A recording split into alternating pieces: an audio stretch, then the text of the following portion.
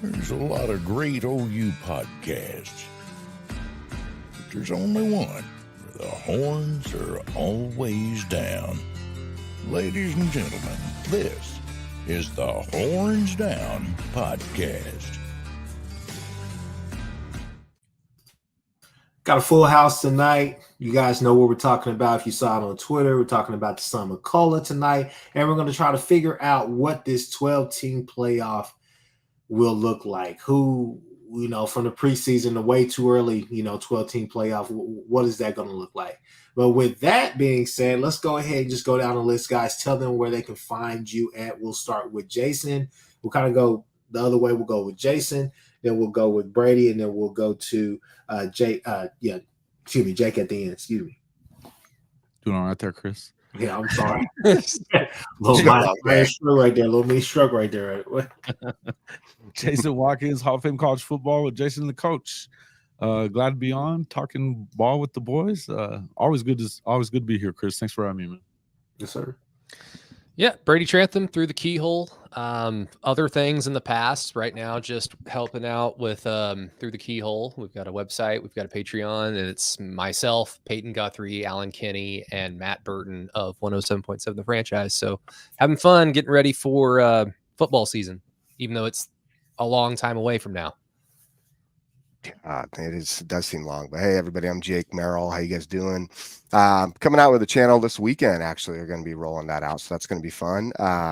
But right now, you can catch me over at Twitter at Coach_J Mayer, former D1 player and what used to be the Pac-12. There you go. All right. Let's go ahead and just jump right into it. Okay, Dasan McCullough. All right.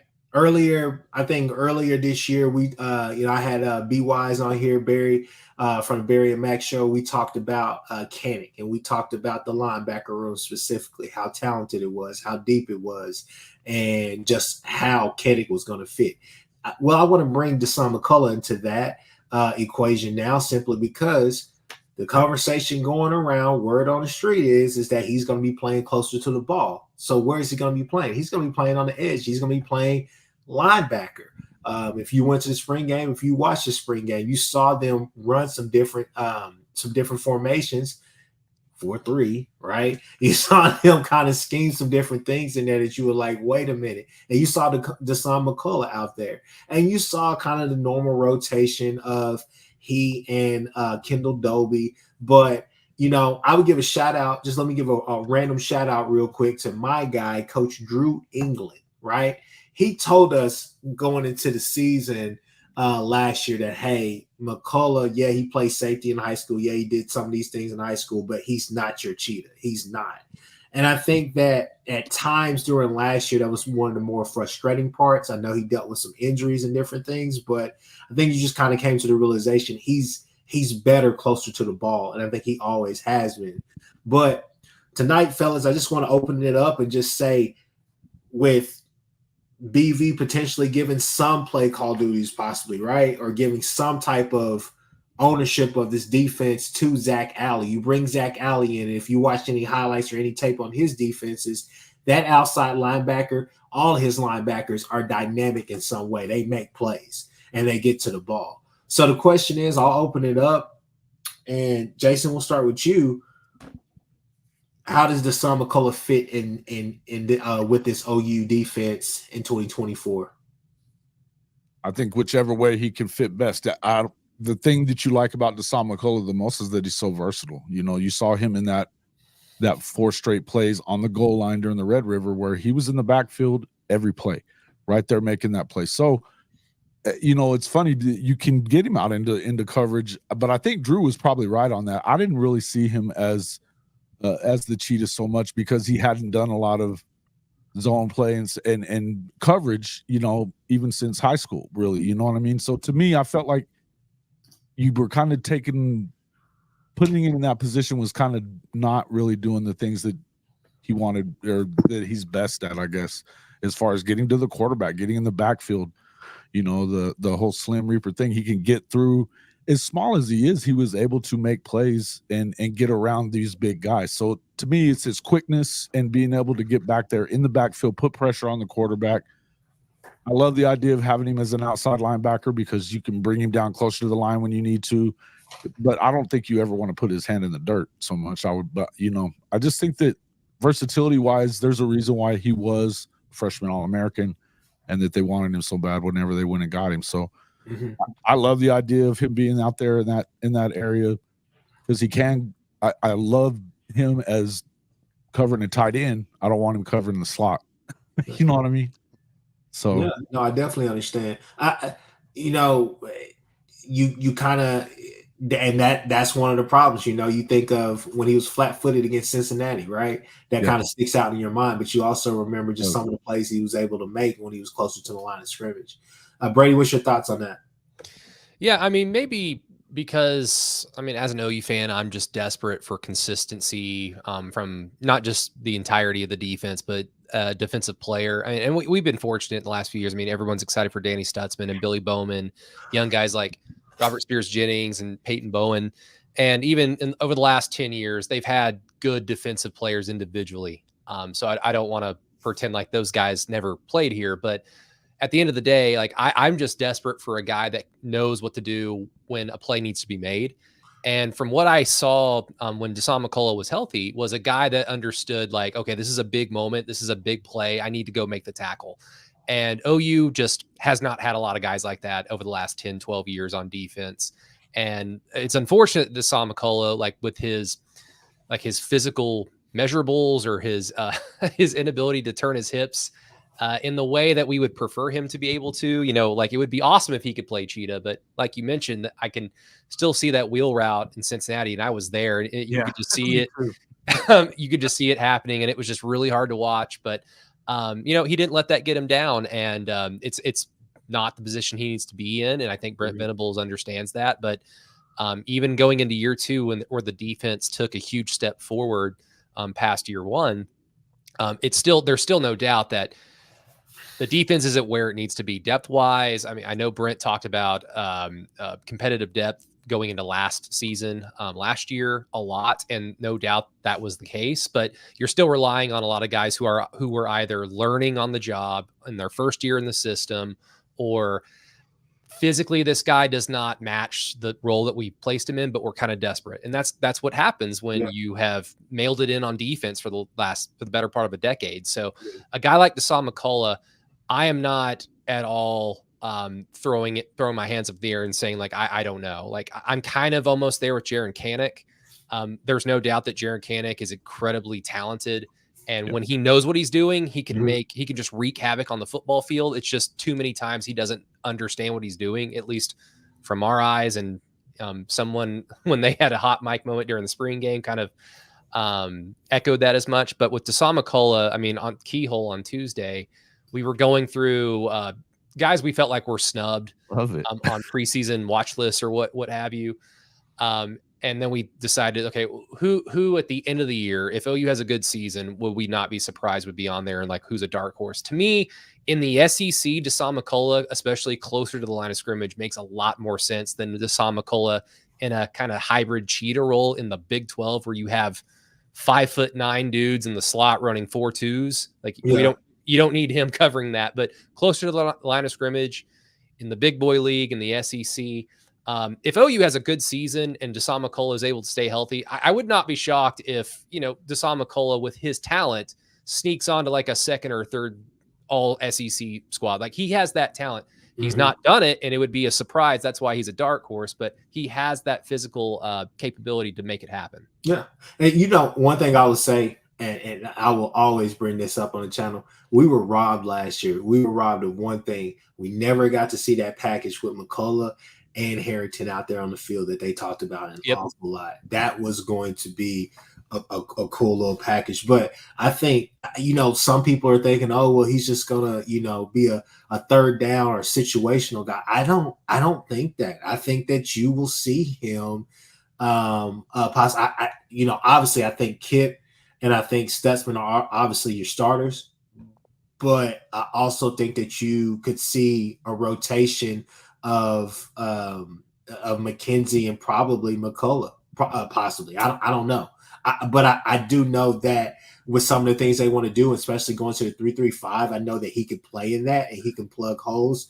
The guy's really intelligent. I mean, he and Kobe McKenzie kind of have that pedigree. Like they just know how to play that position, right? And they know how to make plays and know how to keep gap integrity and know how to do all this and know which gaps to hit and know what to do. And so you're always excited about them being out there on the field. I always felt comfortable knowing that, hey, whichever situation we need to go to, wherever there's a pass, putting Dolby out there or bringing McCullough out there on the field, I felt like I trust these guys to go out there and make plays and do what they need to do. Jake, we'll go to you. What's your thoughts about Dasan McCullough going into the SEC? Are we going to acknowledge that Dasan McCullough's in the chat here? Oh, yeah. Hey, I like it, man. I like it, dude. Big shout out to you because I think you're extremely impressive player. So I think the biggest thing with him is I think it's interesting, right? Because he starts at Indiana because obviously his dad was a running backs coach there. Now he's over at Notre Dame. We talk about like this guy and let's talk football IQ. Because you look at his brothers, they're all studs, right? They all play. I think two of them, they both play safety, right? And they're good. You know, his granddad was a stud. Shoot, I mean, and then you look at his dad, and he has that option of saying, hey, I can learn these things from another level, right? Not just from coming in and trying to get from this coaching, but I can also get coaching at home and from like that family. It's actually really important. You see guys, Caleb Downs was like that over at Alabama, right? He had that mindset. McCullough, I think this is maybe probably his year. And the reason I say that is because he does great right at Indiana when he's playing as a freshman here, as those freshman All-American. Then he comes to Oklahoma. The scheme is a little different, right? A little different. And you're put into a cheetah position. Like, let's think about that, because that cheetah position, for those, if they want to be critical on him, that's a hard position to play. You have to be. He's very versatile. He's extremely athletic. The guy's huge. I mean, he's 6'5", 230 pounds at cheetah. That's a gigantic safety, because initially that's how he's looked at coming out of high school, as a safety, right? But he has the frame and he grew into that size. You go to the cheetah position at Oklahoma coming from Indiana, right? It's a little different. You got your coverage skill, your eyes, your abilities. Yeah, he has to take some of that from high school. He has to learn some new things at the same time. But there's a lot of responsibility in that position within that defense. Not to mention, there's complexities with BV's scheme that people do not realize, especially with him running a 4-3 but 3-3-5, right? You know what I mean? So I think, now he gets into a role that he can focus solely on, what the linebacker does. I think you could put his hand in the dirt personally. It would be interesting to see a speed package with him off the edge. He's strong enough and fast enough to do it. But at the end of the day, I think this outside linebacker role that he steps into really is going to be a better overall fit. And I think this is the year. You have 1 year in the system, right? Yeah. You have Zach Alley, who is really, really, one thing about Zach Alley is his ability to scout like players. He really knows the talent of his guys. So he knows how to utilize their talent and put them into situations that will benefit them in the long run. And you have a freak, an absolute freak athlete. I think Dasan McCullough is like probably one of the most freak athletes you'll see. He fits the SEC perfect, put it that way. Dude, the goal line stand in the Red River was just unbelievable. Where he was on the football immediately on all four plays. All four plays. Took on he took on Sweat. He took on Sweat. Yeah. Exactly. No, I've always wondered, like, if someone ever like tells the truth about that goal line stand, I truly wonder how much of that was like Brent scheming it up, or how much of it were the players just identifying, like, we know what they're doing, and I'm just going to go this. I'm not supposed to go here. I'm just going to go there because I think that's where they're going to go, and they guessed right, because that whole sequence just seemed like a team that was like, you're not scoring. No, sure. Here's what I can tell you right now how that plays out is really what you're doing is in those situations you're identifying. You go back, right? there's so many numbers being ran in the background prior to that game. There's so many different aspects that you're looking at situationally. But then when you start to recognize, it's like playing, how do you say, it's like almost playing chess with somebody, and you start to recognize their pattern. Yeah. It's very easy to narrow down, like, okay, here's your identifiers. You're going to key on these things, and these are your rules. So I think it was actually a combination of those guys knowing the defensive scheme for that week really well. And I think it was the coaches saying, okay, we have this in play. We see our set list. These are the things you will key, and then just be prepared because here's your rules based on these keys. I think it played perfectly for that. I think that, one thing I definitely want to touch on is simply this right here. Look, Dominique Williams coming over and being an addition to that interior D line room. At the end of the day, man, that could potentially unlock a huge door of potential for this defense, simply because if he's demanding double teams, if he can make guys around him better, Dejon Terry, if we could get the young pups with Stoney, obviously Jaden Jackson, Champ Sanders, guys like that, Devon Sears, if he has really taken that step and is going to be in a rotation this year, G baby, obviously you can't forget Grayson Halton. But if those guys can round out and you can get more guys to the point where you're saying, hey, life is going to be easier on you because now he's the target, he's the guy. It's going to help because you're going to force the offense to become one-dimensional. And the fact of the matter is, Jake, you said it as well, the SEC bodes very well because we already know once we play Temple, when we play Houston, I would say Houston will kind of differentiate things because of Willie Fritz. But when we play Houston, when we play Tulane, when we play Temple, those teams are going to be trying to get the ball out very, very quickly. But once you get into the SEC play, especially with Tennessee, they're going to come here with a high-octane offense, but it's still SEC ball, and that's what they want to play. And they pride themselves on defense a lot last year, which they were pretty damn good on defense. But you sit there and you say teams are going to be more inclined to play you straight up because they think that they can match with you. But I don't think that this is the Lincoln Riley era team where guys are just going to be running on you and just chipping away and then saying, hey, every fourth down, we're going to take a shot. Right. But, I just think that the SEC bodes well. And I know what our schedule looks like. I've said it 1,000 times on here. I think that we potentially could go 10-2, 11-1. I think the sky's the limit. But I would say I think Dominique Williams is a key that unlocks a lot of potential out there on the field. And I think he can help a guy like Dasan McCullough as well because, hey, if you're coming downhill and they're already, they're already hung up on these two guys right here, you're doing your job. But I would say in the run game as well, I thought Dasan McCullough was really, really good. I thought he was really good last year. And it helps too, the fact that you can identify that run game because, again, your dad is a running back coach. Like that is definitely a benefit to understanding maybe some of these different schemes and picking up on things a lot faster, right? But you're right about D. Williams, right? Like in the end of the day, with him in the middle and taking up some probably a double teams, right? And Zach Alley does a really good job of scheming and hiding his blitz packages, right? Along with his stunts. So I think you're going to see, number one, for McCullough, I think this year he has a better understanding, right, of the whole total defense. You have somebody who, and now as a D coordinator in along with BV, but the D coordinator aspect of Zach Alley, really good job at identifying talent.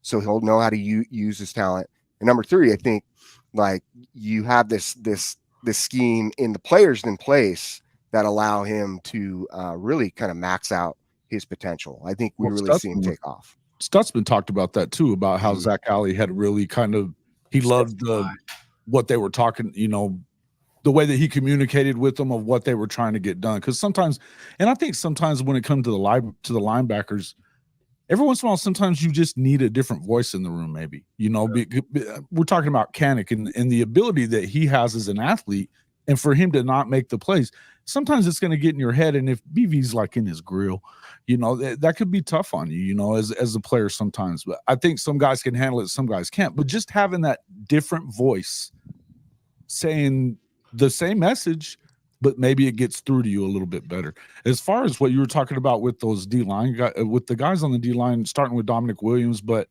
DJ Terry, you get them both in the same time in there. You got 200-300 pounders taking up blocks. You're going to have guys being free to go make big plays. Big plays. And that's the biggest thing to me is that,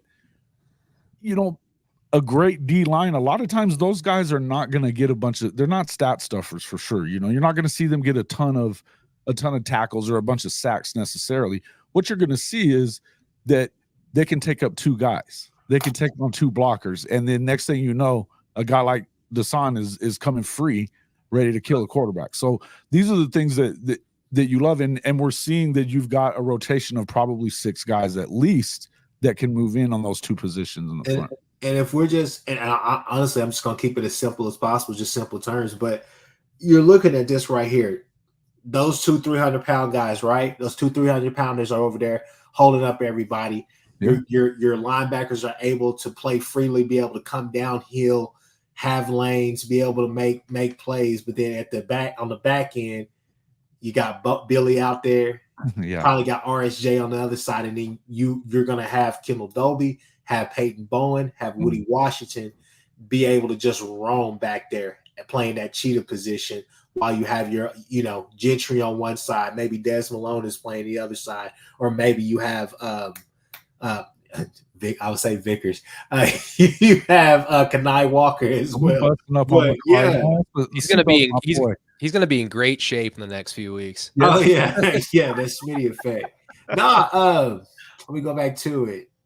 So go ahead. I was going to say, like, the thing about Dominic Williams that I've been trying to think of is if he is anywhere near the player that he's been hyped to be, and no doubt, like he was incredible his freshman year. I mean, he started on a national title contending team for a reason because he's that guy. Yeah. And I think, listening to people that know a lot more about that position than I will ever know, it seems like TCU's scheme kind of kept him or asked him to do one thing, but in OU system, you could probably see a more fully realized version of what he's capable of. And that's great. The way I've been trying to look at it has been, especially with Brent Venables' history at OU, because all due respect to guys like Perion Winfrey or Neville Gallimore or even like Jordan Phillips, like interior defensive linemen that flashed, they weren't necessarily consistent big time players game in and game out, but they no doubt flashed, and hell, 2 of them have had pretty good careers in the NFL. The last time OU had great interior defensive line play was Gerald McCoy. And the other thing that happened with Gerald McCoy was you had guys like Austin English and Jeremy Beal on the edge wreaking havoc and gobbling up sacks, TFLs, really making that defense multifaceted in the ways that it can attack an offense. And even further than that, I remember guys like Burdine and CJ Ayu when you had Dusty Dvorak in the middle, Tommy Harris, Jonathan Jackson. So basically to say, when Brent has his guy in the middle, everybody else just feasts. And that's not to say that Dominic Williams is just going to stand there and be big. He's going to no doubt have some stats in his own right. But this is big for guys like Ethan Downs, who really took a big step last year. This is big for guys like PG Adebawore, who we are hoping can make that step and not just look like a badass football player, but play like a badass football player. And I think that Dominic Williams' addition can do that. And then it circles right back to the original point of the conversation, Dasan McCullough. Mm-hmm. If he's playing closer to the line of scrimmage and Dominic is that guy, Dasan can feast. He's that talented. Right. No, he is that talented. And there's his coming right there. Summer has been great. Right. Y'all gonna like what you see this year. Trust me, from everyone. Look, hey, we were really excited about you last year, but I think we'll definitely be happy with you this year, especially. I just think the SEC presents OU such a unique opportunity to actually play to its true strength. And I mean that simply because we want to play physical ball. We've been building towards this brand of football since Venables, and company came to OU. So we here now. So I mean, it's either time to put up or shut up, you know. But I definitely think that you know, not just saying that simply because he's on here or he's listening to the show, but I mean, I do think that he's going to have a really good year. I think the linebacker room as a whole is going to have a damn good year. You are talented. You have your guys in there. You have your Stutzman. You have your, you know, what I would say. You got your. And trust me, I know this is going to be really high praise, but I feel like you got your Clint Ingrams, your Rufus Alexanders, your guys like that in there that have that type of potential. It's just all now about making it materialize on the field. At every level, you've got guys that are potentially superstars, right? I mean, at every level of this defense, you know, and multiple guys at that.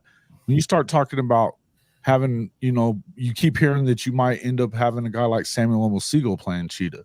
Yeah. You know, he's got a mixture of size, speed, and, you know, and he can get out there and probably cover a tight end and stuff and cover the slot guy as well. I mean, he's that kind of speed and just, I mean, he was, the things that you saw in his tape early on was just unbelievable, right? Yeah. But I think that this is something as Oklahoma fans, you just hadn't seen it in so long. And really just the way the difference in what this program is today is what it was just 2-3 years ago under Lincoln is they want to absolutely go out there and play with violence. It's not soft. There's nothing soft about this program. It's Smitty built, and they're out there wanting to rip your head off. And nothing really illustrated that more than in the Red River, you know, on the 1 yard line. And you're up against this offensive line that's supposed to be the best offensive line in the country. You know, you've heard that so much from those Texas fans down there. And even putting Sweat in the backfield to block, they couldn't get a yard, 1 yard. You know, that's just the difference in it. So I love seeing it. We want to see that physical brand of football again at Oklahoma, and the SEC screams for it. So I think you're right on that. Hey, I'll say this right here. We're going to switch gears, but hey, give a like, subscribe. Both channels. This is playing on my channel. This is playing on Jason's channel as well. Follow everybody's pod, especially after this show has ended, and I'm gonna, you know, go back in there and make sure everybody's stuff is in there so you guys can find these guys through the Keyhole Pod, Hall of Fame College Football Podcast. When Jake gets his podcast going, hey, do you have a name for it yet? No. We'll have it. Don't worry. I'm going to put it out on Twitter. Don't worry. That's why you come follow me on Twitter. It's all going to come out here. And then I'll release the first video this weekend. So all right. Yeah. So now, guys, hey, Dasan, hey, thank you for tuning in. Thank you for checking us out and everything and stuff. Hopefully we didn't say anything that's too crazy. We think you're uber talented. So go out there and do it, man. We need that. It's a chase for 8, right? So with that being said, guys, we're going to switch gears. Y'all already know. Hopefully y'all kind of got it in your mind who y'all want to talk about with these conferences. But let's figure out and let's field this 12-team playoff, right? If I may, I'm just going to say I'm not the biggest fan of 12 teams. I thought that they should have just stayed at 6. I thought 6 would have been perfect. You already been going with 6 teams basically battling for those 4 spots. I thought that would have been perfect to just reward the 2 outliers. But hey, we got 12 teams. So with that being said, we're going to go conference by conference. We're not going to go up and down. We're not going to be on here for a long time. But what we're going to do, we're going to talk about our 3 teams from that conference, each conference, and we're going to give you a sleeper out of that conference as well. Maybe talk a little G5 if we can. Just talk about who's out there and who looks to be the part. But guys, I would say let's start with the Big Ten. Okay. If I'm gonna go first, I'll give you my 3 teams. Obviously, it's Michigan until Ohio State beats them. I would say Michigan, Ohio State. Do you hate Dylan Gabriel that much? I'm gonna say Michigan, Ohio State, and I'll give you. I'm glad you said it. I'll give you Oregon. Or are you remembering Oregon's in the Big Ten now? It's like, oh yeah, yeah. I remember that. But I think my sleeper team in the Big Ten probably will be Nebraska. I'm really bullish on Matt Rule. I like Matt Rule as a coach. I don't hold the NFL against him. I know it's a payday and a little bit of a vacation, a little refresher, but I'm bullish on Matt Rule. Defensively, there was nothing wrong. Sims just did not pan out at quarterback last year. Right. He was supposed to be kind of the rocket to that ship, forcing people out of there, right? But it just never materialized on the field. So I'll pass the mic. Whoever wants to go first. Big Ten, who is your 3 and your sleeper? I'll go ahead. I think Ohio State. I mean, they've put everything the center of the table, and I mean, they're extremely talented. I don't really know about and I'm forgetting his name, the Kansas State quarterback that transferred to there. Who's going to be there? Who's going to be QB1? Yeah, Howard. Well, I don't know if he's that. I mean, he's athletically an upgraded Kyle McCord, but I mean, I think it's still going to be relatively kind of the same out of the quarterback room for them, but I think that they're just too damn talented for it to truly matter. And Michigan's going to take a step back, losing all that they lost. It's going to come down to them in Oregon. Oregon is also by far one of the most talented teams, not just in the Big Ten, but in the country. If I have to say like a third team that isn't a dark horse, I think Penn State's probably an easy answer because all they do is win all the games they're supposed to, and then they lose the 1 or 2 games that, are kind of toss-ups on paper.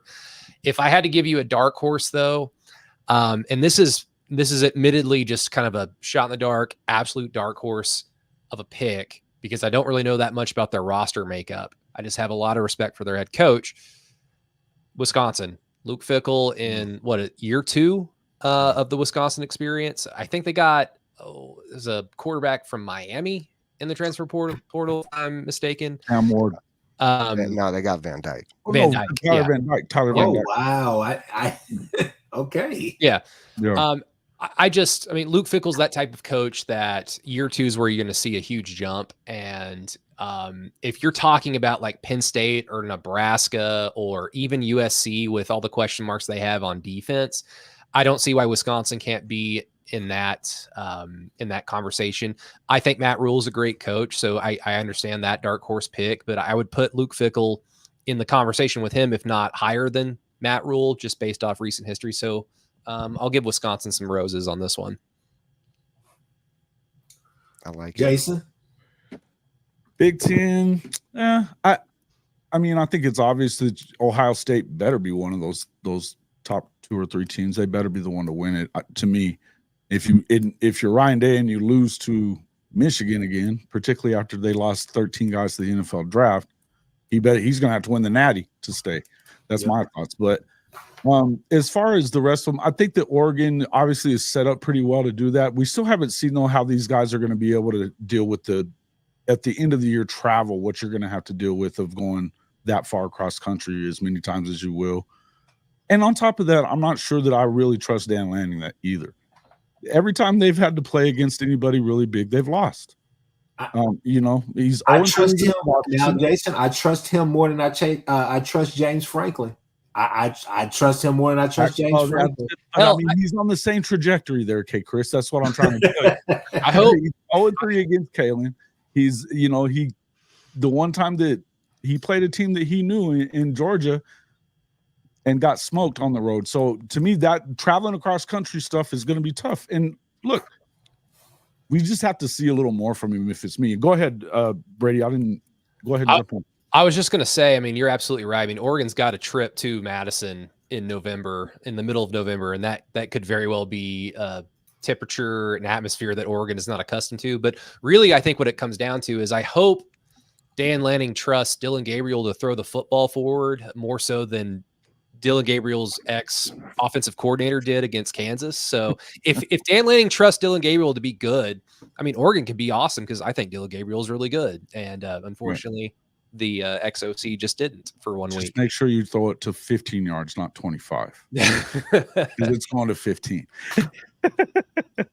I see people in the chat saying Lemon said Rutgers. I see UCLA. I see Purdue. I guess those you guys really are going for the sleepers now. Yeah. Jason, did you give us a sleeper?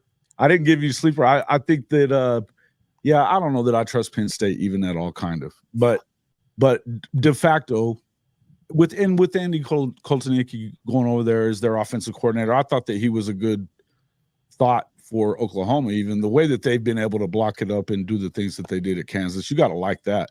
Yeah. But again, we still got to kind of see it. Their defense says that they should be one of those teams because they've been really good on the defensive side of the ball. Yeah. But pedestrian doesn't even kind of start talking about it.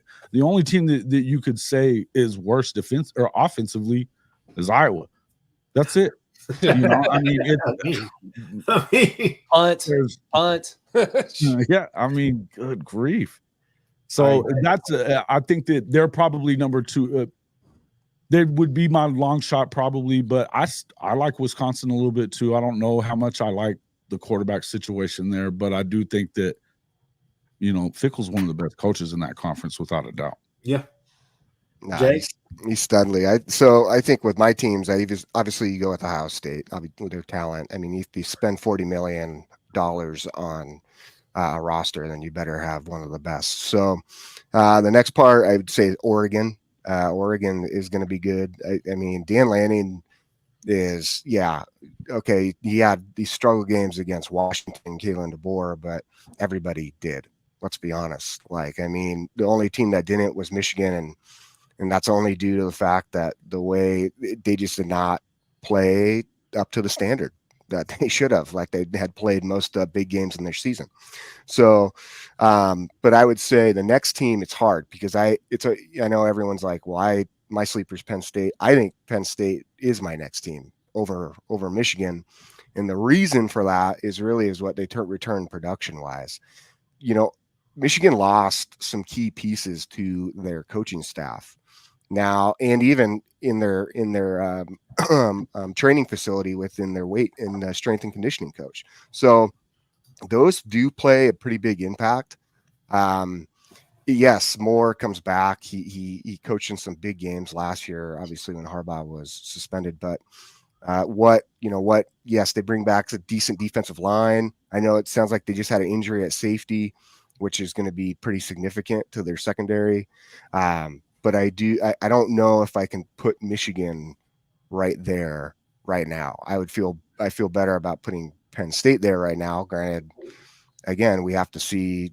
This is kind of that year, I think, for Franklin. You got to do it this year. My sleeper team, there's so many you could pick from, and Wisconsin, I like them, but I am not going to go that route. I'm actually going to go kind of off the wall. I'm going to pick Washington. And here's the thing. I know everybody's like, what? Weird. Why would you pick Washington?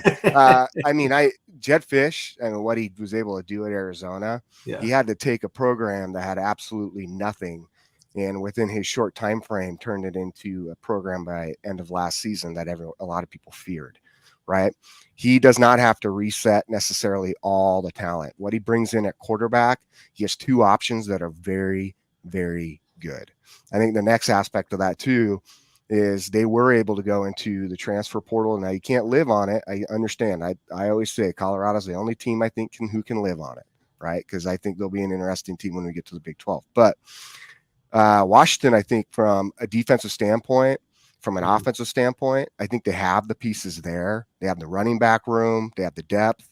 Their offensive line, if they can mesh, which obviously is the offensive coordinator and Pete Carroll's son, who also coaches the offensive line. I think that will be. I think my only question is, what Will Rogers will we see? Will we see the Will Rogers that was putting the world on notice at Mississippi State, or the one that kind of looked like he lost a little bit of confidence towards the end of the season last year, right? My thing with Jeff Fish is he's no doubt a good coach, and he really showed it at Arizona this season. But going to a program that's going to have some expectation, and you're going to have a target on your back, that's kind of the next test for a coach that kind of fits his background of guys that rose through lesser programs and really rose the level of their previous schools. Going to Washington, and no doubt Washington fans understand what they've lost and how near impossible it is to repeat what you just saw last season, knowing what you lost. But still, you get a coach like Jeff Fish, the expectations are going to be there.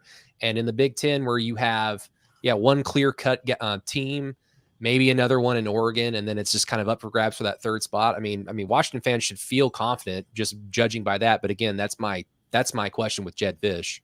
Mm-hmm. And that's fair too. I think more so. I look at their schedule. They have their opening 4 games. You look at Weber State, Eastern Michigan. You have the Apple Cup at home versus Washington State, and then you have Northwestern before you go on the road.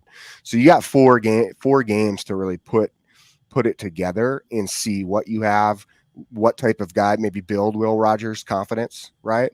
It will be interesting from that standpoint. And if he doesn't, well, you got a backup QB, and forgive me, I cannot remember his name, but he came from Arizona, who supposedly is pushing Rodgers for that starting position. He's that good. So it will be interesting to see if they can put the pieces together and what the real talk is going to be like. What does that defense look like now with Belichick's son running it?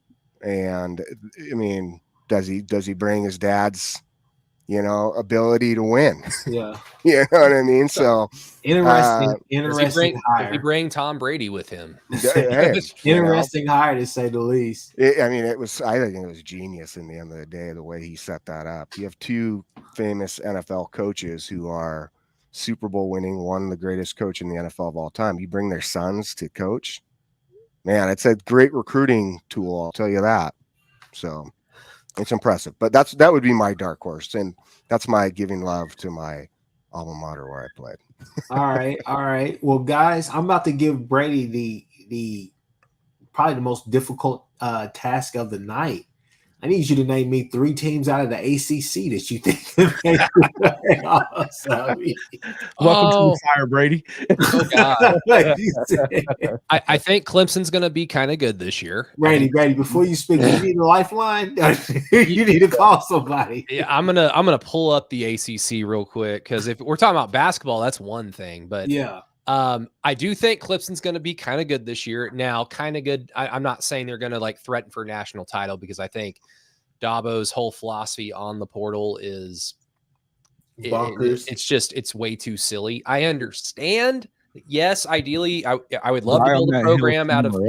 Yeah. I would love to build a program just straight from recruiting high school kids and retaining that culture, like no doubt. But that is not pragmatic. That is not the way the world works, and it's going to bite him in the ass at some point. I think this is probably his last hurrah of being like, hey, Clemson's going to be kind of a good team this year. So Clemson, I don't buy anything Miami is trying to sell. They have always recruited well, and especially over the last few years, and it's yielded nothing. Mario Cristobal has shown to take a lot of very talented rosters and individually talented players and just waste them. And so, like, until they do something, they play Florida, and Florida is like viewed as they're cooked already. Their head coach is going to be fired mid-season. I wouldn't be surprised if Miami loses to Florida to like start off the season. So yeah, I'm not buying anything with them. Florida State lost too much. I did randomly see Syracuse's schedule and thought, hey, that kind of sets up kind of nice. So maybe Syracuse can be kind of a dark horse in the middle of that. Oh boy. Why not SMU? Why not? Hey, look. It's not that far-fetched. Yeah. Let's just be real. I think everybody on this panel would say Clemson, Florida State. I think that's a consensus. Jake, am I lying about that? I think we would say those 2 right now, just before the season even started. Clemson and Florida State. I think the third team and the sleeper, because for me, Miami's going to be my sleeper, and I'm going to get the mic back to you, to Brady. But I would say my 3 teams would be Clemson, Florida State, and SMU. Love what Ray Lashley has going on down there. Yeah, and it's just the very fact that they have a consistent system that they've built over the last few years, and they're going to be walking into a conference that's fairly manageable. And given the talent that they've accrued over the last few years, I mean, they're making SMU somewhat of a destination spot for kids in that area in the state of Texas. So, I mean, I don't think SMU is going to be like group of 5 level that we kind of remember them from over the last 10 years walking into the ACC. I mean, I could definitely see them like making some hay, but I mean, NC State's usually kind of a solid program, but admittedly, No idea. No idea. You did throw me under the bus, but I think really at the end of the day, it's going to be the usual suspects. Clemson. I mean, I trash Miami, but they're no doubt a very talented roster. Florida State has built a fairly good program over the last few years, even though they lost a lot. So they'll be right in the thick of that. And I see, this is the thing about the ACC. I almost want to just make a joke about Rutgers. I'm like, oh yeah, they're in the Big Ten. Never mind. Jason, what is this comment about? Chris doesn't speak for me. Virginia Tech, like what? I mean, what are we doing? What are we doing over here? They've We got talking about more- Tech? I mean, they were beating a lot of the teams in that ACC last year. They got more guys coming back. I like Virginia Tech more than I like Miami for sure. And to be honest with you, I'm not sold on Clemson. I'm not sold on Clemson, man. I think that because of the fact that, I mean, how long are we going to continue blaming quarterbacks, man? How long are we going to keep doing this? Because two guys that were number one in the country that go there and you don't give him receivers, you don't give him the stuff that he needs to win, and we're blaming it on quarterbacks. You know, he's going to get to face one of them this year. That was going to be fun. I don't think that both of them are going to make it in. I don't think that both of them are going to be in that championship game. I think NC State's got a better opportunity. I think Virginia Tech's got a better opportunity. I like both of them. So, and who the hell would believe in Mario Cristobal? Why could you? You know, he's liable to, you know, I mean, look at the Georgia Tech game last year. It's Cam Ward, man. Cam Ward. They should because Cam Ward. But, and we've watched this guy do less with more for a long time now. For a long time now. Virginia Tech's a good pick. Their schedule sets up really nice. I mean, they could theoretically, I mean, they go to Miami, but that's off Friday night. They've got back-to-back road games at Miami and then at Stanford. So you're going from one end of the country to the other in a matter of days. Then they get a bye week. Boston College, Georgia Tech at Syracuse, and then Clemson November 9th at Lane Stadium. I mean, they could very well be one loss, if not undefeated, with this schedule. And Lane Stadium with Clemson coming to town and Enter Sandman rocking, pregame. Like, I would want Virginia Tech to be good because Virginia Tech being good reminds me of my childhood. Yeah, and it would be cool just to see Virginia Tech be another solid program again. Jake. Yeah, no, that's funny because that's one of the top three teams I have is Virginia Tech. Wow. Yeah, so I really do. And the reason is I mean, you look at their productivity, what they're returning. I mean, their schedule does favor them a lot. So I think they put it together this year. I really do. If it's not this year, it's going to be probably the following year. But their defense, I mean, from a roster standpoint too, and in Jay at Unfair Sports actually brought this up with Virginia Tech, is that they have some really, they bring back a lot of upperclassmen. That is a key aspect when trying to win, having those guys who have the maturity and the understanding of what you're trying to do. So I do think Virginia Tech's one for me. I think Clemson's the other one. Okay, Dabo says all these things. I get it. Everyone is like, well, Dabo, yeah, but that transfer portal thing right now, he's sitting kind of pretty. He's sitting all right. That transfer portal effect of bringing in high school guys, that hasn't kicked in yet because he hasn't lost enough yet. You give him another year or two, then that kicks in if he doesn't bring in transfer portal guys, where that ends up possibly being a problem. Right. The last one, and everyone they won't like this. They won't like this one, but I do pick Miami. And I think I've seen Cam Ward play enough that I know what he's capable of, and he's done it with depth wise, just not having the same talent around him. And even when the scheme does not always fit what he's trying to do, he's able to perform. And I mean, there's a reason why he was even at one point in the Heisman talks last year at WSU. So I think Cam Ward, I think he's a little different mentality wise than maybe the other QBs they had before. But I think you needed someone in the locker room who really took over the locker room and was able to lead. And I think Cam Ward does that. I think he does really well at Miami. I mean, especially with what explosiveness and he has around him. Mario Cristobal has his own struggles with, obviously we picked him as a hot seat coach. I've picked him as a hot seat coach, but as far as bringing leadership into the locker room, now you can kind of take away those struggles a little bit, because you have a dude in the locker room who's confident in himself, and he's going to bring that mindset and instill that within the guys around him. So, and he's one of those, he has that demeanor, you know what I'm saying? Guys just he has that Jalen Milroe feel. So guys are attracted to him. You're putting Miami over Florida State? Yeah. Oh yeah. Florida State has lost. I think they lost too much. Yeah. So they lost a lot, but DJU is there, and that's not me trying to be funny. That's me being serious. DJU is there as a that's fair. But DJU is not Travis, right? Yeah. He's better than Travis, but he doesn't have the weapons that. Keon Coleman. Yeah, you're saying he's better. I don't think he's better than Travis. That's a big one. He doesn't have the weapons that Travis has, though. I think he has. I mean, we've already seen what he did in the ACC. Now, granted, that's maturity, learning. There's a whole bunch of things, right? But go ahead. I will say this is, I'm not saying he's bad, but I don't know. Like what does he have around him, and then how much does he improve? Even for, like, look at him at Oregon State last year. It just wasn't consistent, and he struggled. His accuracy, he struggled. There's times that he has struggled with accuracy. I would agree with you on that, but Jordan Travis didn't always hit the spots either, and he had Keon Coleman and guys like that out there to throw to that. I think that DJU's not going to have. The other thing I would tell you is like I've said before on my channel, that when DJU was at Clemson as a freshman and went in for Trevor Lawrence, he threw for 400 yards at Notre Dame and won the game when they needed him to, because they had talent everywhere. He didn't have the same kind of talent when he got the job full time. Yeah. And he got blamed. It's been the same story at Clemson the whole way.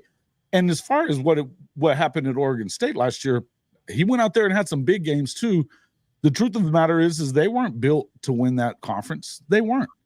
We all know that. They were pretenders, not contenders, but they made a damn good damn good push to be a contender, though. Yeah, no doubt. And I think that he's got NFL arm as far as his arm is concerned. He's got a cannon. You want him to be a little bit better as far as decision making? Yes, of course. And I think that he would tell you that he could be better with his decision making. Mm-hmm. The thing is that you have to put him in better positions. I do like Norvell as a play caller a lot more than I like the guys that they've had at Clemson the last few years calling plays. But we'll see kind of what happens. My concern is, and you said that you can't put FSU. I really don't either, because of the fact that they have had to go back to the portal so deep there, and I'm not sure that they're gonna have enough talent there to get them back where they want to be. And the ACC, it's not great, but there's some potholes there for them to run into. Some landmines that they can hit before they get there. I hate the thought that they're going to end up blaming DJU the same ways. So it seems to me that the consensus over here, I'm keeping track of this, is Clemson and Vatech, and then what I would consider all of our, they can be in your three or not, but what I consider just the consensus sleepers in that conference will be SMU, Miami, and Florida State. We'll leave it at that, and we'll move on to the SEC now. So SEC, obviously, Jake. Look, I know you're probably gonna be mad at me, okay? But I gotta put OU in now right off the bat. You know what I'm saying? I gotta put them in. Reason why I think when it's all said and done, I think that our schedule is tough on paper, but I think that it will be basically, soft, tissue soft. I think that there are some. I think Auburn is going to be one of our toughest games playing there. First SEC game on the road. I think that place is going to be rocking. I don't know if it's going to be. Well, I haven't seen. What was the time for the game? Was it a night game or was it a I didn't see that. They released the times for all the games. Somebody which one? Wait, say which one? Against Auburn. It's going to be the only daytime game. It looks like the only early game. We get to avoid Jordan Hare at probably night. A good thing. Which is no, it's a good thing. It's a good thing. So, man, present day build, I would say, obviously, OU is just that they're on my list, right? But if I had to go with 3 other teams outside of OU, I would say pretty much the same: Georgia, Alabama, and I would probably go ahead and throw in my sleeper Texas A&M. I like Elko, and I think with that defense, I think that the verdict is still out on Connor Weidman, as far as being a really good quarterback. But we saw what he was able to get out of the quarterback at Duke, who's now at Notre Dame. I think that Texas A&M is going to be really stout on defense, and they're going to make it hard for you to move the ball at times. And I think that he's going to get the most, especially out of all those 5 stars that are still there, right? The little hangover. But we still have to see. It's a new conference. It's going to be a better conference. He's coached there before. He's coached in the SEC, but not in this role. I think he's done an amazing job putting that team together and putting the staff together. Look, even though he killed my team, still when he played, not the biggest fan of Colin Klein as a play caller. It leaves a lot to the imagination.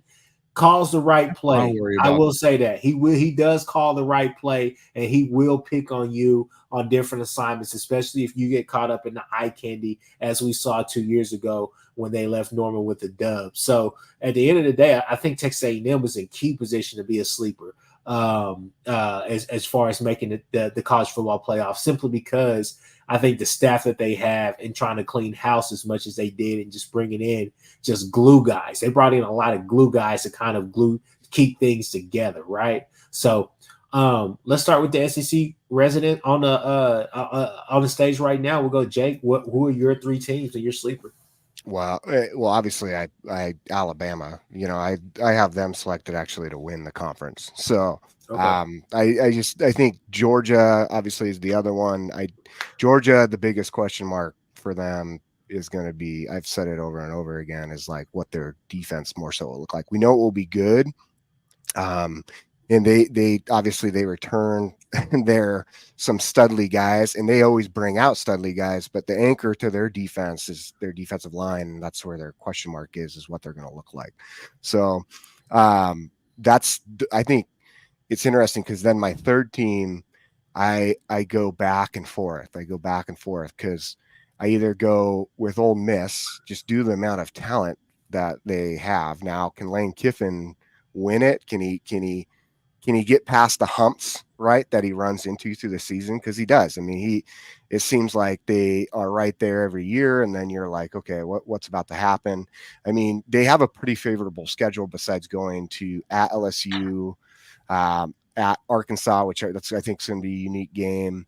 But their defense, what they brought in, if they can get that to gel, then I think they'll be pretty good. Offensively, they bring back that production of, I think, basically about 71%. So, but it's hard because part of me wants to throw Oklahoma as my 3rd team I mean, I've really dug into, especially being on these different podcasts of these Oklahoma podcasts. It's allowed me to dig into Oklahoma as a team and who BV is.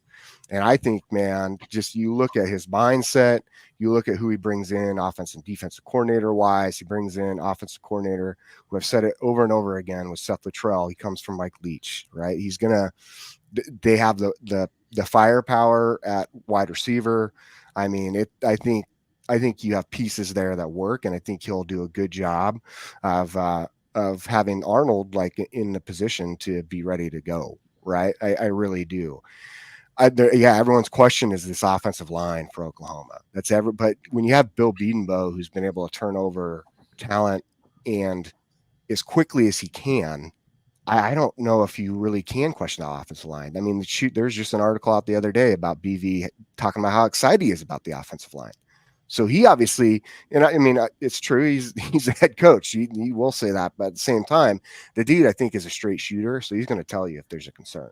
And I think that's probably, to go back and forth, but that would be my sleeper team, would be Oklahoma. I think Oklahoma is going to be right up there at the end of the season in saying, all right, if they can get past some of their more difficult games, right, then we're going to be talking about them potentially. They're sitting to go into that conference championship.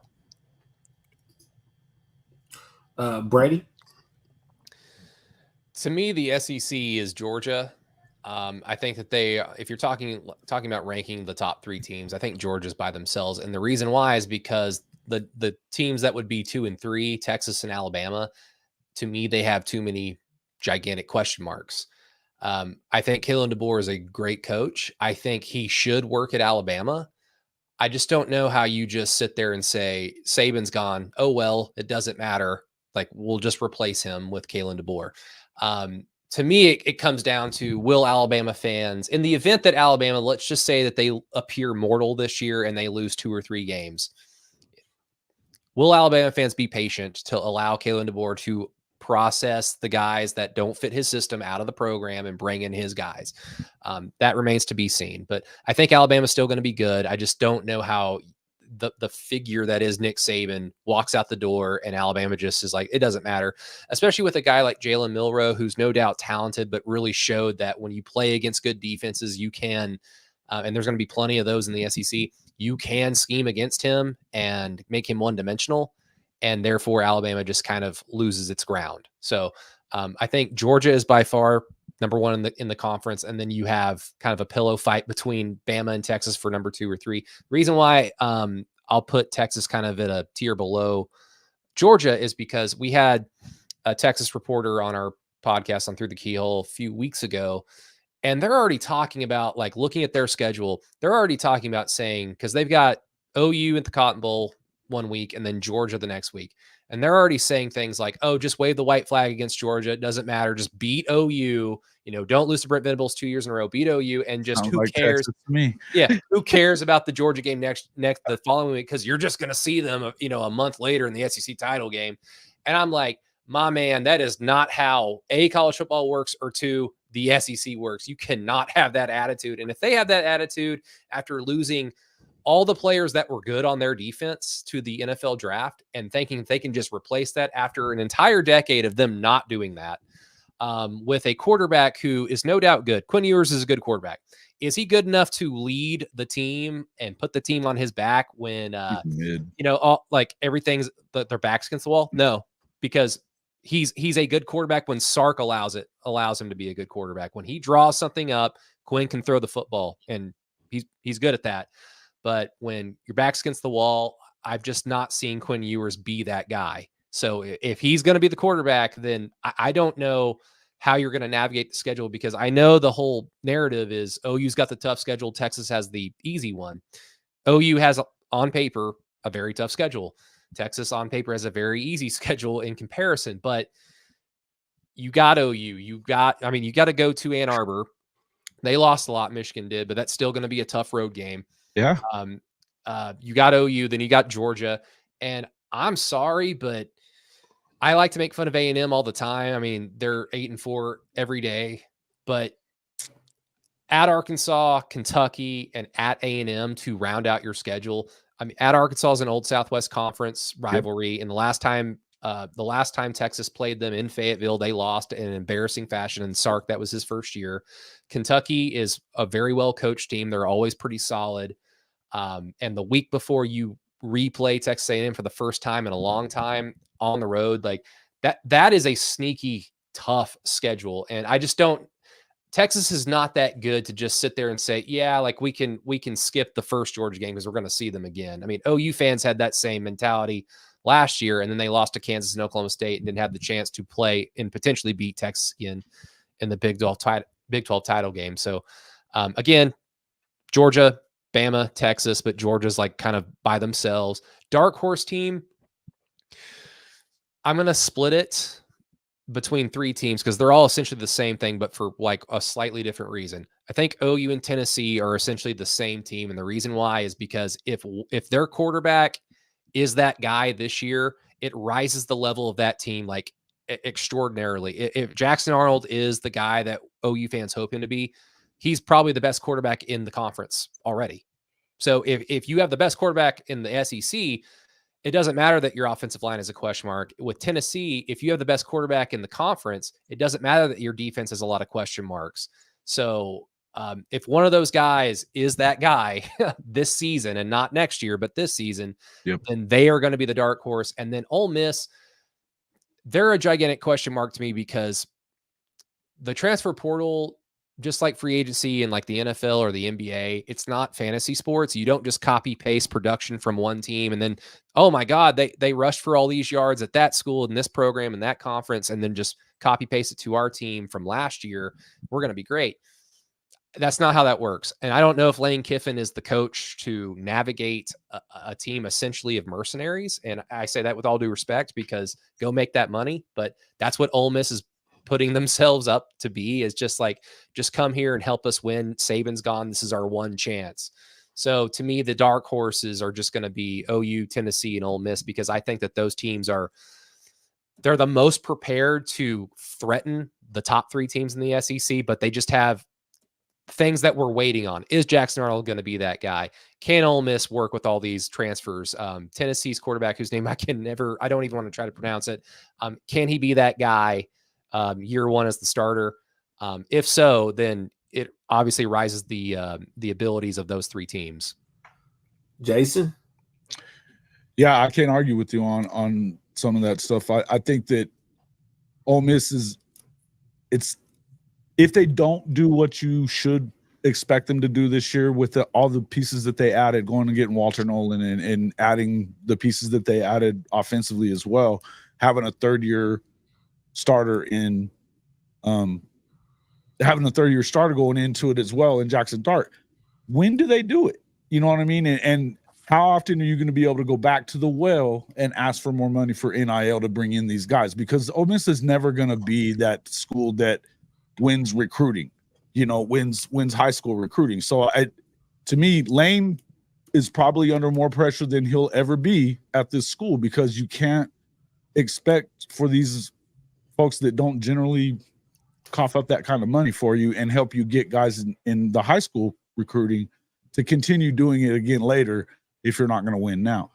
They only have to play Georgia and Oklahoma as far as the better teams in the league, along with LSU. But I think, even if they were to lose all three of them, well, they wouldn't make the playoff that way. But if you win two out of even if you just win one of those, you should get in. I think that he better win at least one of those games, because if you don't get in at this year, I just don't think that they're that kind of program that's going to continue doing that. It's the same way I feel about Missouri. They've got their money guy right now that's helping them out. And of course they won 11 games last year, so you got to give them props on that. But how long does that well not go dry too? I mean, they've never won. They never win 10 games. It's almost never. You know what I mean? Every 10 years you might do it. So to expect them to repeat that, I'm going to have to see it. To me, I think that the start out, you have to start with Georgia. They've got the guy that at quarterback. They do have some question marks about, as Jake said, their questions are on new pieces, but they have the most continuity on the defensive side of the ball. Mm-hmm. They've got the most continuity on the offensive side of the ball, and they've got a quarterback that's been there. This will be his second straight year starting. He's lost one game as a starter. You have to put them in the number one spot. I do think Oklahoma has a shot to make the playoffs. I think they very well could make the playoffs as well. But I'm not going to be the guy that says Alabama's not going to make it too, because Kalen DeBoer has lost 13 games in his entire career, and he did it with less talent at Washington. You get in there with the number one talent roster in the country. Mm-hmm. Are they going to take a step back on defense? Probably, but they're going to take a big step forward on the offensive side of it. I just think that they are. So I'm not going to be the guy that picks the downfall of the Alabama Crimson Tide. This is not going to be me. Who's my dark horse? It would be Tennessee, Oklahoma. Same reason, because I think that the problem with Tennessee is they don't have a great secondary. I love Oklahoma's defense. I think Oklahoma's defense is going to be the real deal. That's why I believe they're really that third team to get in. And then if I was picking anybody else, it'd be Tennessee. CFB Nut is over here saying that you're being delusional. Like, where is he being delusional? He didn't even talk. You didn't even let him finish before you put that out there. You want me to talk about Texas real quick? 11 guys to the draft. 11 guys to the draft, and you couldn't beat Oklahoma then. What the hell are we even talking about? CFB Nut is a weirdo. No, that is look, it's okay. But here's an interesting point I want y'all to keep in mind. Okay, all right. What does the SEC rhyme with? I'll go ahead and answer that for you. Bias. Okay, so where am I getting at with this? There are going to be 4 teams from the SEC that get into this college football playoff. Yeah. If you don't think that that's going to happen, I think that you're probably smoking those funny cigarettes. Let's just be real, because I think that I really do believe you're going to be able to get 4 teams into it. And the way I'm looking at it now, okay, if I just was to go out from my list, I would say I got 3 teams from the Big Ten, right? Ohio State, Michigan, Oregon. 2 teams from the ACC, Clemson, Vatech, right? That gives you 5. Now I got 4 teams with Bama, Georgia. I guess the consensus was Ole Miss. I'm going to put OU in there for myself. That gives me 9 teams, okay?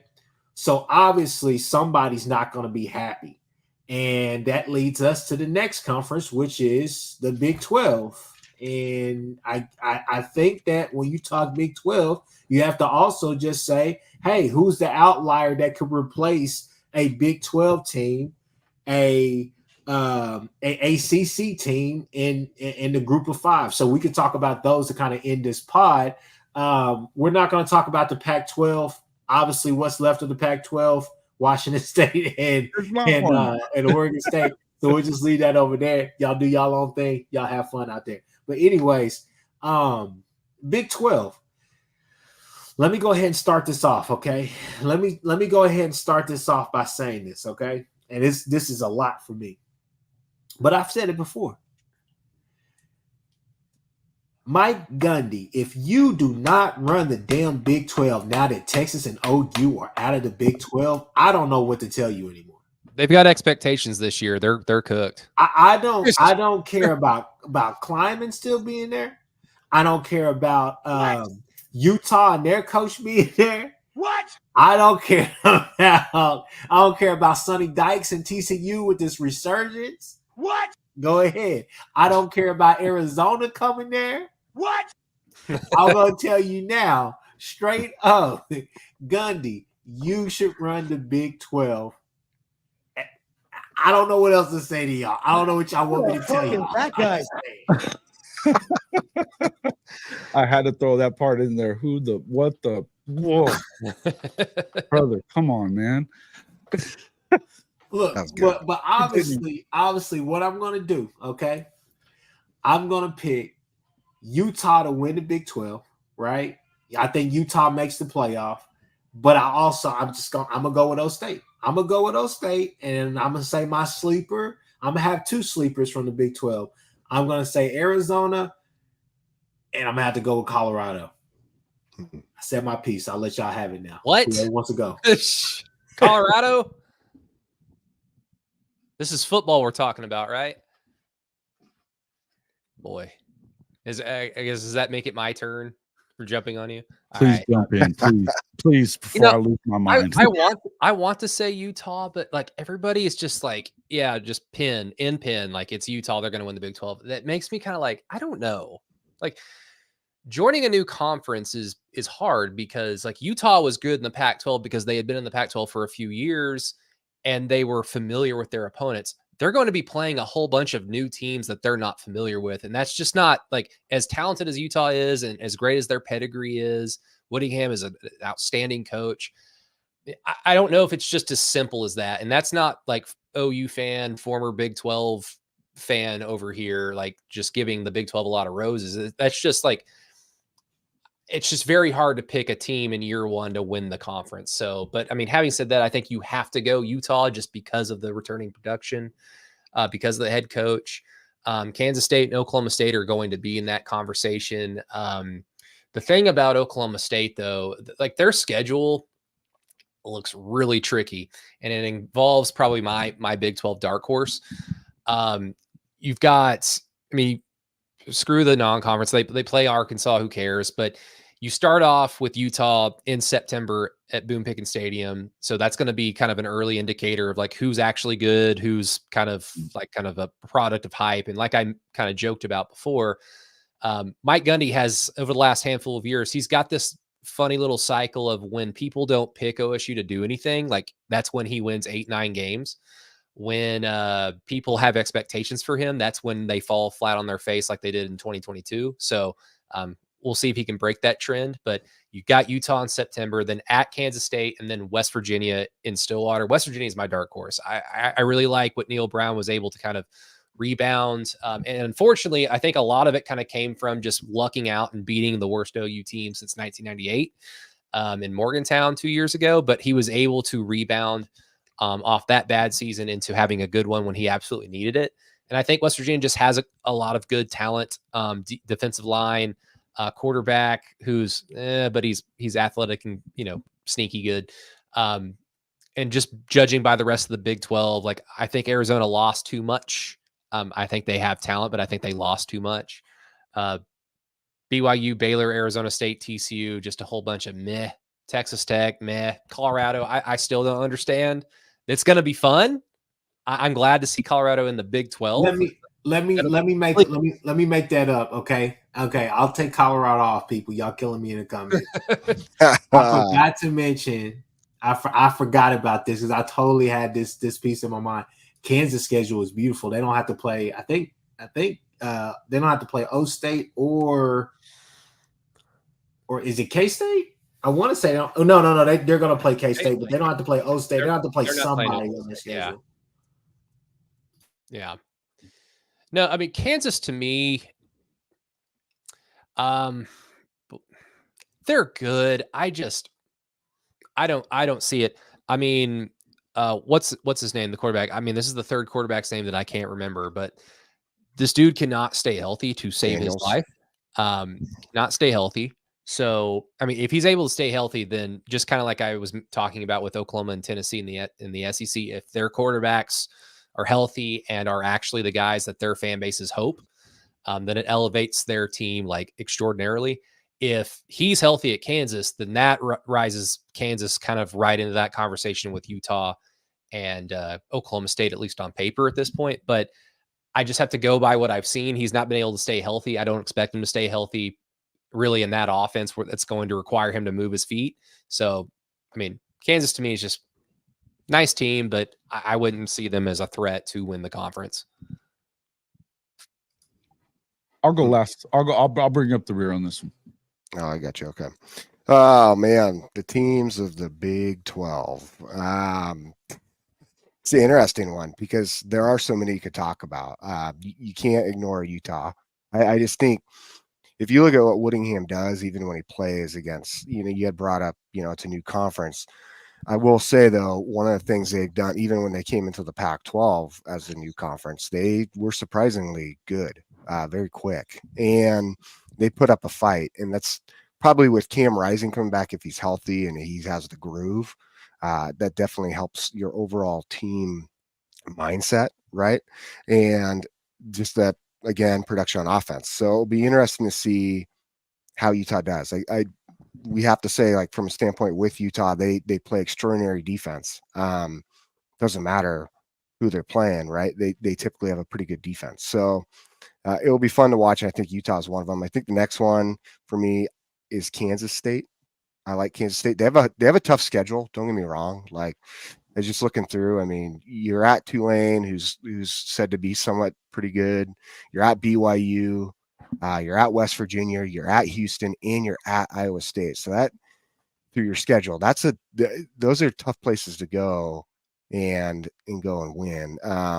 BYU, I mean, they always are interesting, right? Like they show up one week and they don't another week. But for my third team, this is where you run into, because there's so many you could pick from. And for me, I had put it down between Iowa State, Oklahoma State, and honestly Arizona, because if Brent Brennan can get Arizona in play, and they did lose a lot, I will say. They lost, on their key pieces at running back. But they still, even looking at that, they bring back their productivity is about almost 70% on offense and 62% roughly on defense, which is pretty good. So I would have to go with, though, Oklahoma State. I think that this is that year that they really do need to come in and dominate. I mean, and their running game is phenomenal, right? Like, and that's it's going to be obviously that's their focus. Now, the problem with Oklahoma State is it seems to be like I hate saying it, but it seems to be almost okay with mediocre. So mediocre Mike, like how long are they going to keep that right in place? Can I and I want to get your thoughts on this before we go to Jason, but nobody's showing UCF any love. Here's the thing. What's interesting. Oh, no, I'm sorry, Jason. I'm sorry if I was stepping on your toes, bro. Go ahead. Go ahead. No, go ahead and let me answer. Go ahead. With UCF, it's interesting, right? Because they had to bring in a lot from the transfer portal. They're a great coach team. I think. Great's an overstatement, but I'll give you that. You don't think he's a great head coach? You don't think Gus is a good head coach what he's done at UCF is pretty decent, right? But I just think UCF. I mean, even if you look at their production, you have a lot of new guys that you're coming in, and you're going in this conference where your schedule's a little bit tougher. I don't know if I could give them a dark horse. I think they'll be good. I know PG had mentioned it.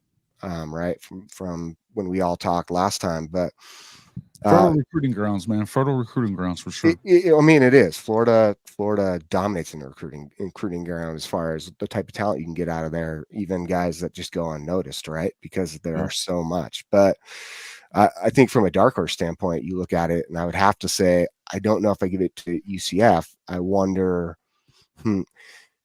I think for me, it's you look at this, and I have to probably go with, man. I'm going to be honest. I'd go with Colorado. Yep. Do they have the second best quarterback in the conference? Who? Colorado or Colorado? The second best? I don't know if he's second best. It's either the dude at Arizona. Gosh, that's a good question. This is assuming Cam Rising is healthy and the guy that we've seen for the last 26 years. It's a bigger yeah.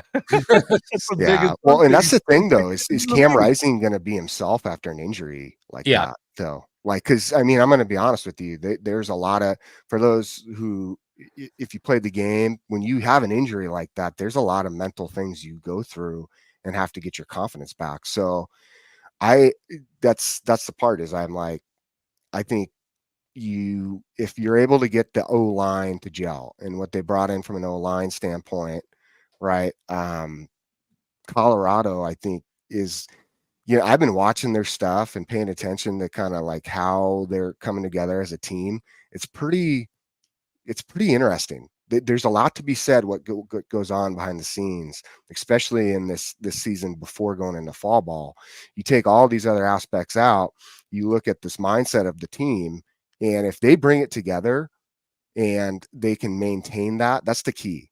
Because if they can maintain that, right? Because as soon as they started having some adversity last year, it seemed like, man, they just disappeared, right? So I think Shedeur is probably, I think he's the best quarterback in that league.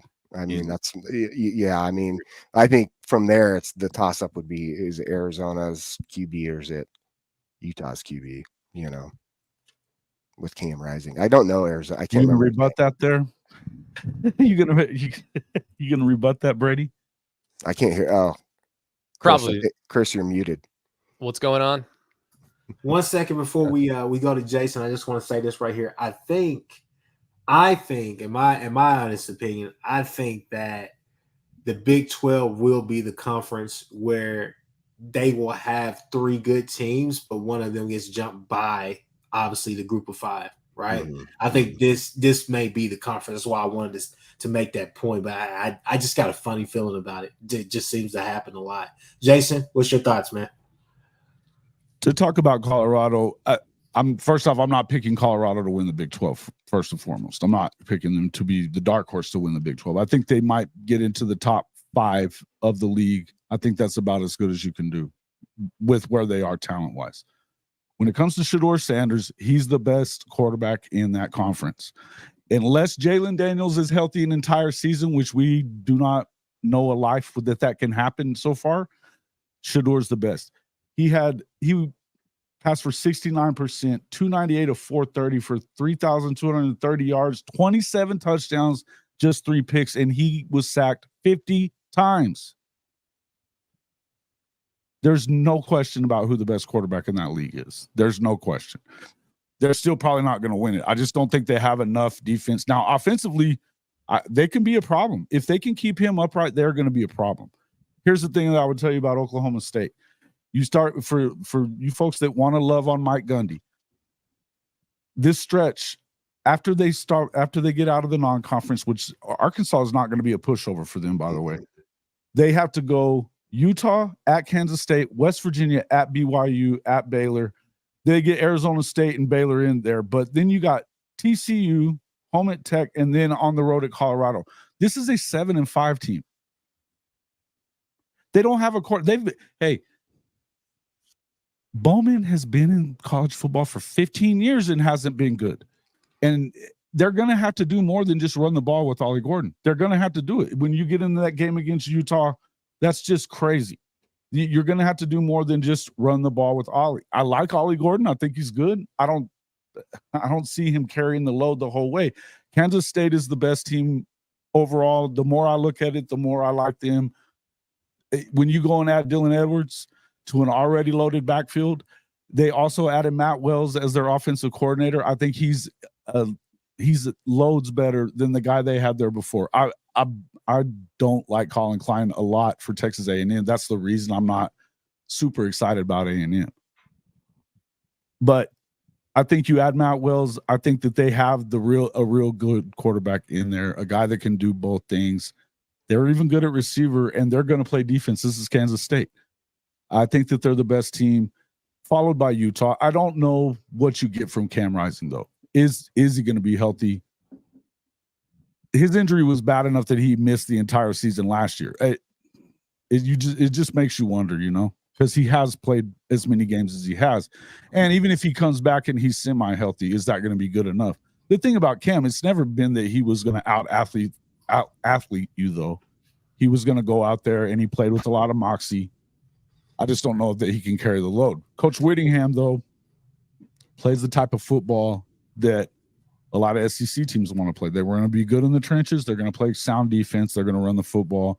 They're going to make you go out there and make mistakes, and that's how he's going to beat you.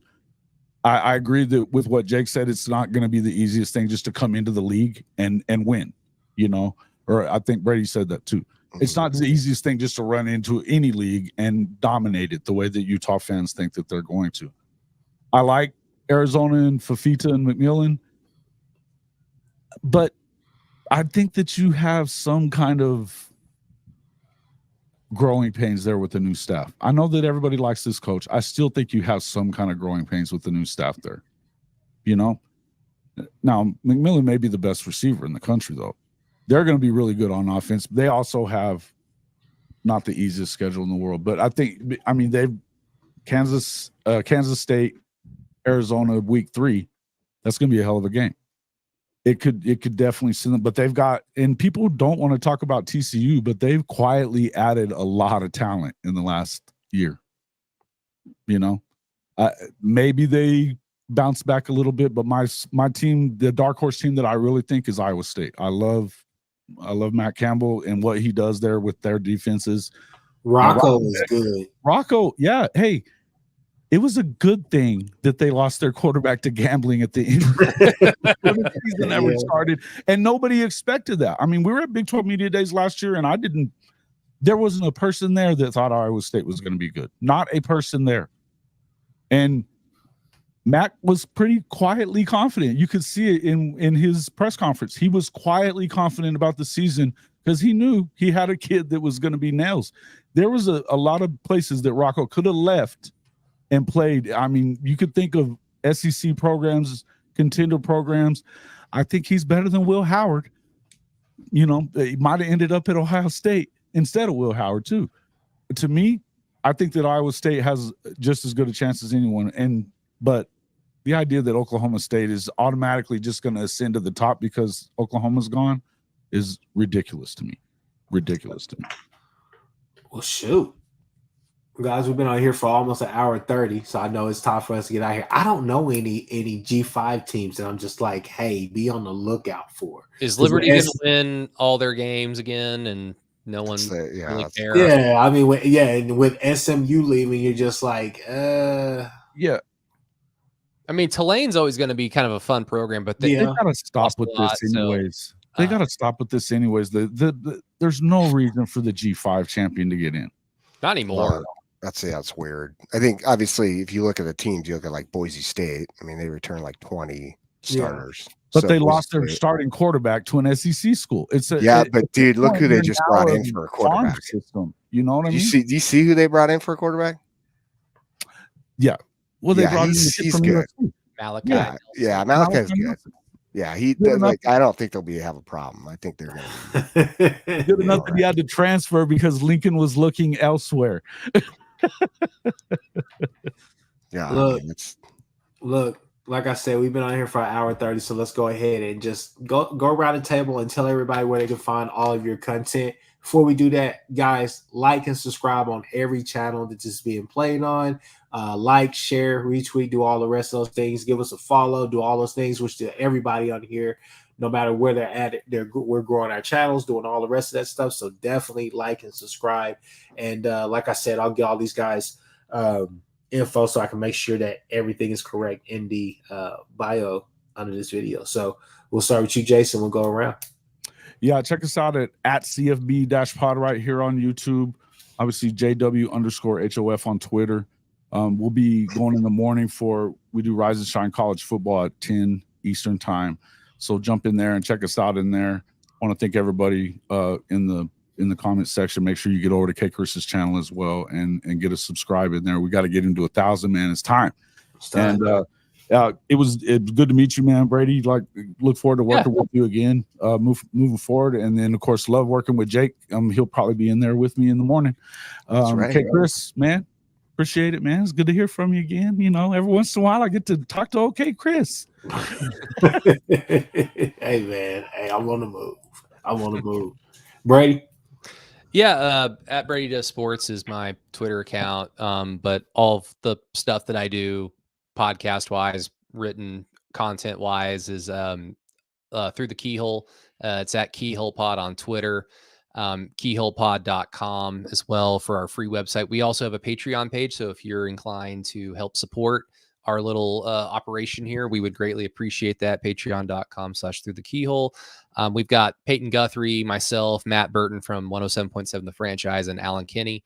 He actually just wrote an awesome article that let me pump really quick because I loved reading it because the OU fan in me really appreciated it. It was essentially about how moving to the SEC is going to be good for OU because after basically 20 years of playing in a conference where, for the most part, other than playing Texas and then a handful of like actual good teams that year, OU for the most part was playing to not get embarrassed in that conference. And it maybe like opened the door for some WTF losses every single season that you could set your clock to. So maybe go into the SEC where you respect the opponent and you know that their roster is just as good, if not better than yours. So rise to the occasion. Maybe that will bring out the best in OU on a consistent basis. Maybe we're wrong, but go check out that article on keyholepod.com. But we put out shows for free on, Apple Podcasts and Spotify every Tuesday. And then we do Patreon podcasts throughout the off season as well. So we have a lot of fun, but Chris, as always, thank you for letting me jump on your show. And I look forward to seeing you, lift heavy at the gym as well. Yeah. I love it. Brady, nice to meet you, man. Like, it's a pleasure to get on here with these guys and talk football. Like I said, I'm a little newer to this whole sports talk world. I was used to playing for a long time, so it's fun. I love it. You can catch me right now. I jump on a couple different channels. You send me at Around the Table Sports with Ty Hayes. You can catch me with Coach Sean. That's a newer channel. It's been really, really good. JMHO Sports Talk. That's been a good one. That's going to be a lot of fun. He's going to continue to pull out some really good stuff if you like Alabama content. So, and then obviously now having a chance to jump in with Chris, and then obviously with Jason over a Hall of Fame college football with Jason and the coach. We had a fun one the other night with the coach. That was funny. But I'll post my Twitter here in the comments so you guys have it. But from there, it's Coach _J Mayer, and it's all capital letters, JMERR. And then I'll have a channel rolling out this weekend, so it's going to be fun. I'm excited, man. Look.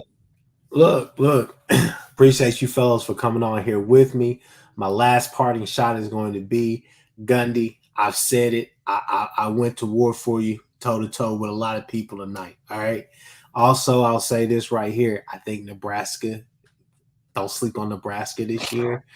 And I think that y'all are really smoking those funny cigarettes if you think that DJU and Norvell don't have something cooking up. We could talk about transfer portal, but man, they've done really good in recruiting. But I mean, obviously it didn't really show in that Georgia game. But that's neither here nor there. But no, man, it's gonna be interesting. An interesting year, man. I can't wait for the ball. I'm almost tired of talking. I'm just ready for the ball to start. But also shout out to Dasan McCullough for popping into the chat, for popping on the video and everything and stuff like that. Listen to it. So with that being said, guys, we are out. Now it's the spin.